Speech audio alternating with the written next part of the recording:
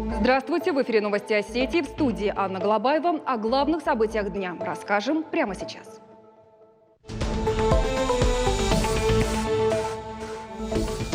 В Северной Осетии строят и капитально ремонтируют школы. За 2 года планируют создать больше 3000 новых мест. Подробности через минуту. Писательство всегда было интересной, но достаточно такой сложной территорией, потому что это большая очень ответственность. Творить и вдохновлять режиссер-сценарист Артур Амаров 3 года назад серьезно увлекся литературой. В коллекции автора уже несколько рассказов, но еще масштабнее планы на будущее.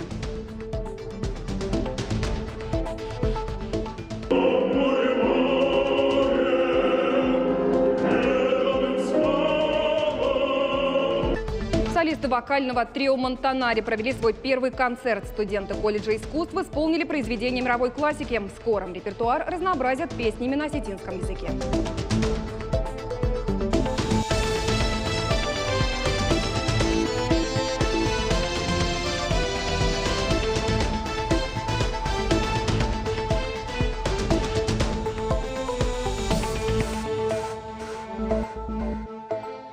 За 2 года в республике появится 3450 новых мест в общеобразовательных учреждениях. Об этом в своем телеграм-канале рассказал глава Сергей Миняйло. Школа на 200 мест в станице Черноярская Моздокского района уже готова. Ее оснастят мебелью и оборудованием. А еще там спортивный и актовый залы, современный пищеблок. Теперь дети учатся в одну смену. Продолжают строить сразу 3 школы. В Беслане и Владикавказе на 550 мест и на 500 в Кизляре. По госпрограмме «Комплексное развитие сельских территорий» в Бруте появится школа на 200 мест. А во Владикавказе, на Макаево и Владивостокской в этом году начнут строить школы на 550 и 1100 мест. За 2 года капитально отремонтируют 66 учреждений образования. На эти цели запланировали 4 миллиарда. Кроме того, подали заявки на капремонт еще 70 школ общей стоимостью почти 4,5 миллиарда. Работу запланировали на 2024-2025 годы. Сергей Миняйло встретился с родительским сообществом республики. Тема – недавнее задержание подростков во Владикавказе в контексте новой молодежной субкультуры. Анонимные организаторы создали группы и каналы в соцсетях и мессенджерах и за несколько дней набрали тысячи подписчиков среди детей по всей России. Сергей Миняйло обратил внимание на манипуляции подростками, которых анонимы сумели организовать и собрать в местах массового скопления людей с призывами к противоправным действиям на грани хулиганства и экстремизма. Глава призвал родителей говорить со своими детьми, доносить до них последствия необдуманных шагов, которые в дальнейшем могут повлиять на их судьбу не в лучшую сторону. Премьер Борис Джанаев встретился с художественным руководителем Академии молодых оперных певцов Мариинского театра, театра оперы и балета, филиала Мариинского театра, Дегорского государственного драматического театра Ларисой Гергиевой. Говорили о текущих и запланированных культурных проектах. Председатель правительства поблагодарил народную артистку России за большой вклад в творческое развитие Северной Осетии, сохранение и приумножение культурного наследия. Он также отметил значимость Северо-Осетинского государственного театра оперы и балета и Дегорского государственного драматического театра. Сегодня филиал Мариинского театра принимает артистов мирового уровня. Это важно и для культурного сообщества региона, и для многочисленных гостей, которые посещают Северную Осетию. Сразу же добрались. Зеленый коридор для автомобилей, направляющихся в Турцию, будет работать в республике еще месяц. Его открыли по инициативе главы Сергея Миняйло. Легковой и большегрузный транспорт, который везет гуманитарную помощь для пострадавших от землетрясения, стоит в отдельной очереди. На сайте Центра организации дорожного движения водители могут смотреть, как она продвигается. По их словам, это помогает и значительно экономит время. Сейчас зарегистрировано больше 2000 машин, а в день проезжают порядка 500. Зеленый коридор это хорошо, это помогает это мне тоже. Чем именно? Сейчас это быстро это едем, это дорога это тоже это помогает нормально.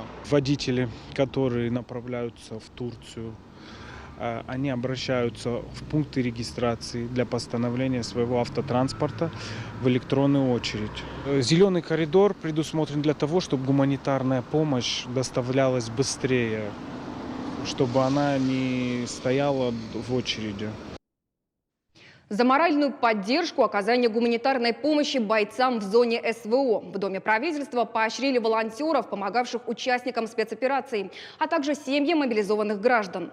Благодарственные письма главы республики Сергея Миняйла получили коллективы Владикавказского колледжа электроники, Владикавказского политехнического техникума, 5-го профессионального училища, 1-й и 46-й школ Владикавказа, 5-го детсада в Ардоне.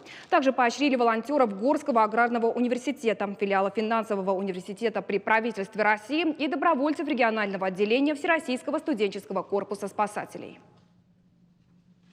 Жизнь продолжается, борьба продолжается. Надеюсь, тот энтузиазм, который в вас присутствует, не будет иссякать до нашей полной победы, а победа, безусловно, будет за нами. Я являюсь добровольцем уже на протяжении 4 лет, и в течение 2-3 месяцев мы оказывали поддержку семьям мобилизованных, как юридическую, так и психологическую. И вот в один момент к нам просто пришел запрос на открытие горячей линии с главой. И в течение нескольких лет мы принимали запросы наших граждан и направляли напрямую главе республики. Чувствую благодарность, что наша работа не осталась без внимания, и все-таки приятно. 13 молодых семей правобережного района получили сертификаты на покупку жилья. Этого события многие из них ждали несколько лет. Мера поддержки возможна благодаря госпрограмме обеспечения жильем молодых семей. Сертификаты номиналом около 1 миллиона рублей. Сумма может варьироваться, все зависит от состава семьи. Для участия в программе нужно встать на учет в администрации по месту жительства. В прошлом году сертификаты получили 19 молодых семей района. Стою с 2019 года в этой программе, узнала с соцсетей, думала, это что-то из ряда фантастики, даже не верилась в это, но решила попробовать. Обратилась в администрацию, очень доброжелательные девочки здесь работают, подсказали, дали перечень документов, быстро все собрала. У меня 3 детей, многодетная. Старший только был, потом двойня родилась, и меня сразу же продвинули. Добавляют сумму, определенную сумму, у меня на счету самой, и добавляют ту сумму, которой мне не хватает. Мы стали с супругом в 2011 году на учет по программе «Молодая семья». И получила только сейчас в 2023 году. Планирую взять ипотеку. Республиканская олимпиада по осетинскому языку и литературе проходит во Владикавказе. Участвуют победители школьных и муниципальных этапов. Финал собрал больше 200 учеников 9-11 классов. Цель – повысить мотивацию к изучению родного языка и определить лучших. В этом году местом проведения стал факультет осетинской филологии СОГУ. Почему мы так решили? Мы очень хотим, чтобы победители республиканской олимпиады в будущем поступали именно на этот факультет, потому что мы заинтересованы в лучших и мотивированных детях. Верится в то, что действительно вот эта цель, она будет достигнута. Задания связаны с нардским эпосом. Их разработали представители факультета. Напомним, в Северной Осетии 2023 год объявлен годом осетинской нартиады. Указ подписал глава Сергей Миняйла. Школьники выполнили тестовые и творческие работы. Я участвую не первый раз в Олимпиаде. В прошлом году я тоже приняла участие в Олимпиаде по осетинской литературе и заняла 1 место. Почему я участвую в этой Олимпиаде? Просто потому, что я очень люблю осетинский язык и Осетию, в принципе. В Северной Осетии проходит 1-й тур конкурса «Учитель года России». Участвуют 22 педагога со всей республики. Лидеры муниципальных уровней уже представили свои методические мастерские. Сейчас проводят открытые уроки. Во 2-й тур пройдут 10 человек. Следующая ступень – воспитательное событие. Конкурсанты покажут опыт во внеурочных занятиях и дадут мастер-классы. Напомним, региональный этап начался 1 марта. В финал пройдут 5 учителей. Имя победителя озвучат на торжественной церемонии в апреле. Мероприятие проводят в рамках года педагога и наставника. У меня опыт работы небольшой, всего лишь 6-й год, и то с большим перерывом. И в этом конкурсе я участвую в 1-й раз. Я решила попробовать свои силы. Мне очень понравились дети. С ними очень легко работать, с ними очень интересно работать. Я чувствовала абсолютную отдачу этих детей, поэтому я бесконечно довольна тем, как прошел урок. по крайней мере, со стороны детей все было идеально. Мы прошли тему наречия, и для того, чтобы мы лучше поняли тему, нам показали кусочек фильма. Там играли на виолончели, и мы должны были описать то, как она звучит. Также руководство и ученые СУГУ встретились с заведующим лабораторией биотехнологии Центра имени Гамалея Сергеем Ольховским. Детально обсудили план совместной работы. Планируют исследовать грызунов, летучих мышей, клещей на территории республики. Понять, какие вирусы распространены, их причины и условия развития. Работа проходит в рамках государственных заданий от Минздрава. Уже наладили сотрудничество с Астраханской областью, регионами Поволжья. Большое впечатление мое от этой конференции заключается в том интересе, который был проявлен руководством на самом высоком уровне и сотрудниками университета. Это все очень приятно, и я надеюсь, это будет плодотворное сотрудничество. Ориентировочные, набросочные исследования будут проведены. Вот Сергей Владимирович как раз-таки приехал для того, чтобы ознакомиться с ситуацией, посмотреть, что мы можем, что мы умеем, что мы не умеем, дать какие-то советы, поправки, внести свои коррективы в нашу работу. И я очень надеюсь, что эта работа будет продолжена. Студентам торгово-экономического колледжа провели урок живой истории. Преподавателями необычной пары стали артисты, певцы, режиссеры, яркие деятели искусств, на примере которых нужно воспитывать молодежь. Яркий пример для подражания — Роза Бекоева. Сложно сосчитать, сколько спектаклей заслуженный деятель искусств в республике. Лауреат премии Костахи Тагурова поставила на сцене Осетинского театра. А в Дегорском театре Роза Ясоновна первый и до сих пор единственный главный режиссер. Наивысший пилотаж всего, и искусства, и человечности. Она всегда придет на помощь, она всегда посоветует, она всегда скажет тебе такое доброе слово, от которого тебе становится легче. Дай Бог, чтобы мы долго еще видели ее вот такой здоровой, очень озорной и очень веселой, талантливой, бесподобной женщиной. И мы очень захотели все это показать нашему подрастающему поколению, дать право видеть таких великих гостей, которые сегодня переступили через порог нашего учебного заведения, дабы, еще раз говорю, окунуться в то красивое, в то яркое, что называется культурой. Сегодня Международный день писателя, непрофессиональный праздник героя нашего сюжета. Талантливый режиссер-сценарист Артур Омаров несколько лет назад увлекся литературой. Интерес к новому формату большой. Начинающий автор пишет рассказы и повести, а сам предпочитает фантастику. В своих произведениях делится накопленным жизненным опытом. Тему продолжит Алина Цгоева.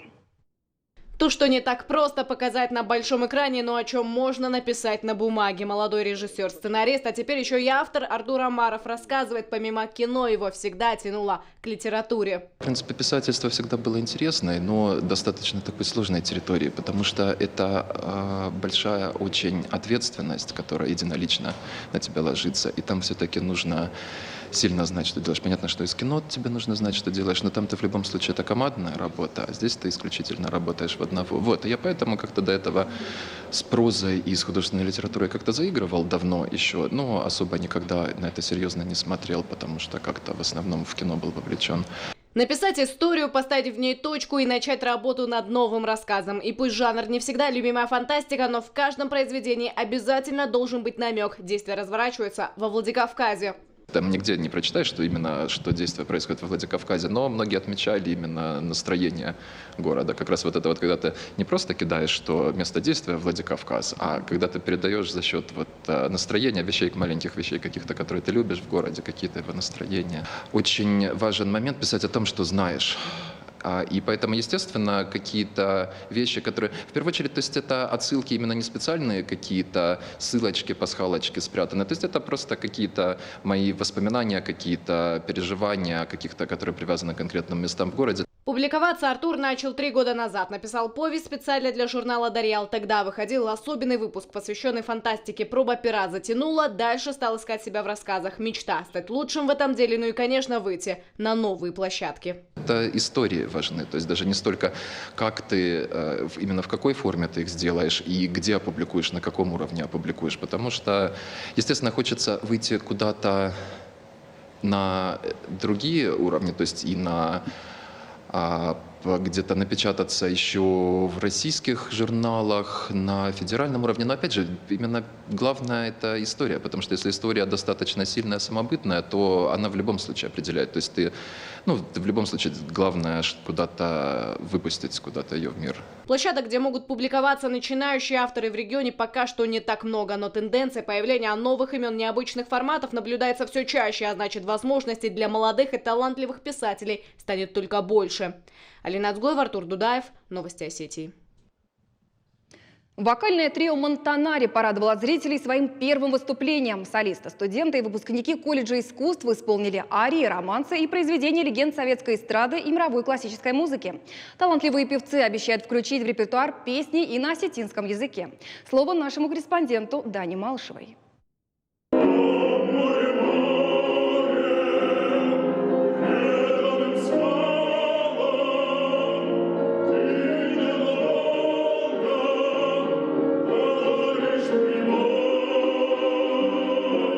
Свой первый концерт трио «Монтанари» открыло легендарным хитом Муслима Магомаева. Эффект «Синей вечности» еще больше усилился после рассказа, как великий артист записал клавир песни на обычной салфетке. Действительно, все гениально, а просто.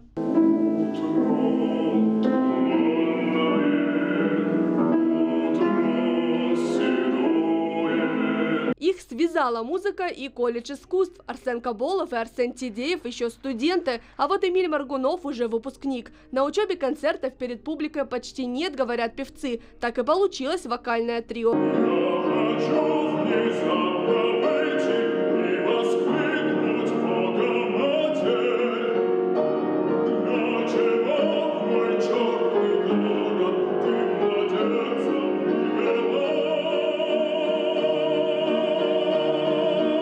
Так в их исполнении звучат шедевры мировой классики. От меланхолии настроение концерта плавно сменилось на романтику. Арии Рубинштейна, романсы Чайковского, а еще Рахманинов, Свиридов, Брамс, Грик, Булахов. Коллектив обещает добавить в репертуар осетинские песни и даже рок. Будем улучшать уже имеющиеся в нашем репертуаре композиции и стараться добавлять по мере нашего развития именно. Вот. Потому что они, разумеется, отличаются и по сложности, и по глубине именно смысловой. До некоторых я, до большого количества я, можно сказать, не дорос ни по смыслу, ни в вокальном плане. Главное в репертуаре все равно останется классика для горцев, а именно так с итальянского переводится «Монтанари». Важнее всего найти отклик в сердцах аудитории и раскрыть красоту старых песен.